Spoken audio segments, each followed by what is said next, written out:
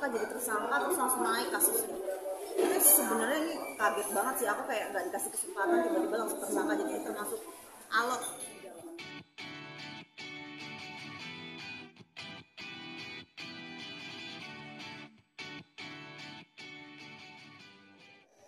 Jadi gini, aku pertama kali datang itu udah ada mungkin 30 media atau apa di depan, terus minta wawancara, aku bilang belum dulu, aku pikir cepat ya. Aku datang jadi dari bersama penegak hukum ya, PH maksudnya kuasa hukum, jam 10 pagi, selesainya itu jam 12 malam. Gini, awal dipanggil aku kan nggak datang, terus habis itu aku datang yang kedua, aku nggak nyangka jadi tersangka terus langsung naik kasusnya. Jadi sebenarnya ini kaget banget sih, aku kayak nggak dikasih kesempatan tiba-tiba langsung tersangka, jadi termasuk alot di dalam. Awalnya seperti apa sih Kak hingga akhirnya dipanggil pihak Polda? Jadi awal kasus itu kan yang waktu viral makan sesuatu yang diharapkan itu di netizen rame gitu, dan setelah 1 bulan kemudian tuh aku nggak tahu kalau aku mendapatkan panggilan polisi gitu. Aku pikir orang yang mau lapor ini nggak bener-bener sampai kasusnya jalan banget gitu loh, atau dia lagi sebel ormasnya atau gimana, pikirku tuh nggak panjang lah intinya. Nah setelah kemudian habis lebaran itu aku dapat panggilan di tanggal 18.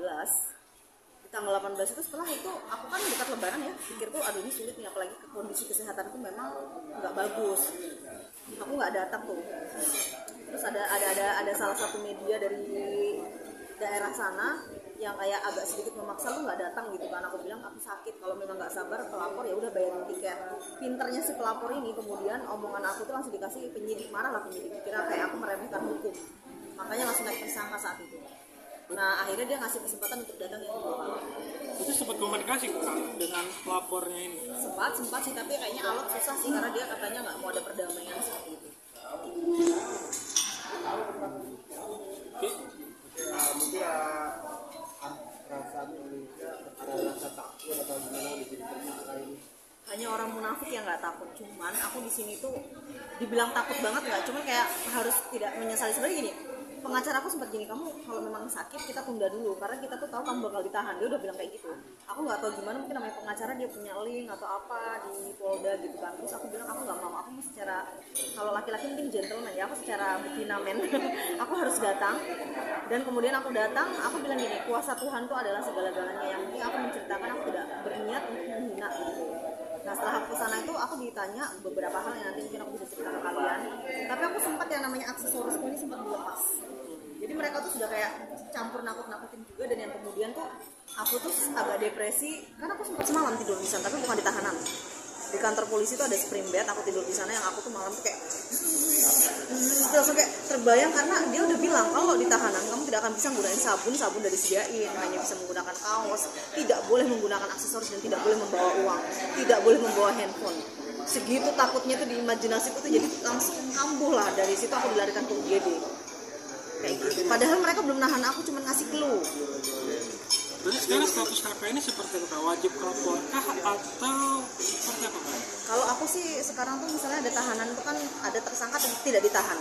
Jadi aku tersangka tidak ditahan, namun aku wajib lapor melalui virtual kayak call kayak gitu loh, video call seperti itu. Wajib lapor berapa kali seminggu? Kalau wajib lapornya itu seminggu kayaknya 2 kali atau sekali kita video call langsung sama Pak Direknya di sana. Jadi setelah 2 kali sudah bebas tanpa syarat apa? Kalau bebas enggak, karena gini, jadi kasus ini tergantung pelapor. Kalau pelapor mau naik ke pengadilan, ya pasti kita naik gitu. Cuman kita sudah pernah punya itikat baik gitu. Karena gini, saya kan manusia biasa ya. Biasanya kalau ustadz yang mengetahui agama harusnya memberikan kesempatan, oh si Lina ini manusia biasa yang salah. Tapi kalau ustadznya juga meminta damainya besar, nominalnya itu aku nggak bisa, ada pilihan beberapa sih. Atau misalnya tetap lanjut, saya tetap akan lanjut, tapi saya sudah pernah minta maaf. Jadi kemarin kepolisian bilang gini, Rina Mukherjee sudah minta maaf, kooperatif sekali anaknya, sopan gitu, tidak berniat dan tidak mengulangi. Jadi polisi sendiri bilang ya diusahakan nanti ya kalau bisa kita atur mediasi sama si pelapor, itu adalah salah satu ya. Tapi kalau masih sama pihak kepolisian diatur mediasi ternyata mereka tetap tidak mau, ya saya mengikuti proses sampai ke pengadilan, yang nggak tahu kapan ya, karena berkasnya kan harus lengkap. Tapi kan agak sedikit flashback ke belakang ketika mencicipi makanan itu, apa sih Kak yang dipikirin Kakak ketika spontanitas atau seperti apa? Iya, jadi gini, saat BAP itu sama pertanyaannya seperti penyidik bilang apakah kamu sengaja apa. saya cerita, saya itu suka upload hal-hal yang tidak lazim, mungkin orang udah kenal ya dengan tingkah laku saya juga. Maksudnya itu gini loh, saya ngupload, saya nggak ngedit dulu. Harusnya kan kenapa penyidik ini sampai naikkan tersangka, salah satunya dipikirnya saya itu ngedit dulu, jadi mengambil kesempatan untuk mungkin mendapatkan popularitas dan endorsement. Dan saya cerita selama ini bahwa video saya ini tidak pernah diedit, saya ngupload asal. Nah di situ dia penyidik baru tahu anak ini ngasal dan tidak tahu gitu. Jadi kalau misalnya kita sengaja diedit, sengaja cari viral, sengaja cari tenar, wah itu langsung jadi tersangka. Tapi pas dilihat saya nggak pernah diedit, jadi saya ngupload apa aja 2-3 video tanpa dilihat lagi apakah itu bagus atau enggak.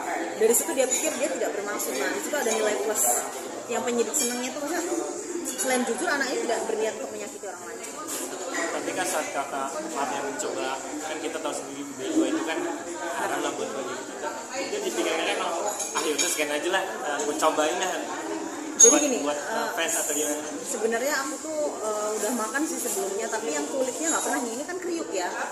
Nah terus waktu itu ada di depan gitu, aku cobalah makan. Nah mungkin refleks baca basmalah Allah karena kebiasaan juga, dan memang mungkin ini kebodohan saya lah sekali lagi.